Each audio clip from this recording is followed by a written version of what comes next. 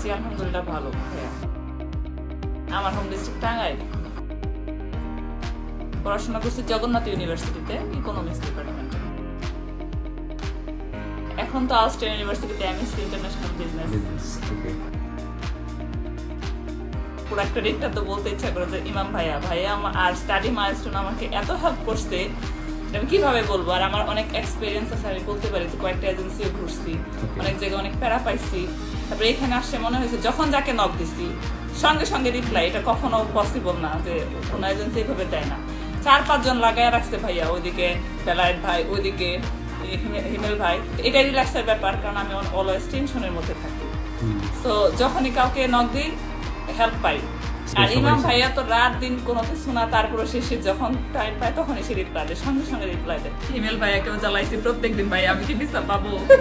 আপু পেয়ে যাবেন ইনশাল্লাহ। না কিসের স্ট্রাগল, আমার কাছে এত রিল্যাক্স।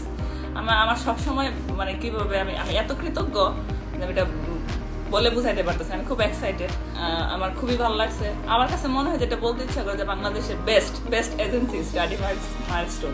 বাসা খোঁজাটা একদম রিল্যাক্স। সব ফ্রেন্ডরা আমার যারা থাকে এখানে অনেক পুরনো, তারাও আমাকে বলছে যে আয়শা তো তোমাদের বাইরে ঘুমাইতে হবে দেখো।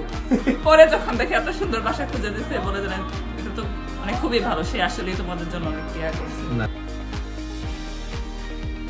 অবশ্যই আমি তো যার সঙ্গে দেখা হয় যে কোনো সাজেশন চাই, আমি ফার্স্ট বলে দিই স্টাডি মাইলস্টোন। এটা মানে আমি সবাইকে যেটা বলি আসলে এটা মানে একদম বেস্ট কনসালটেন্ট আমার কাছে, জাস্ট লাইক ফ্যামিলির মতো।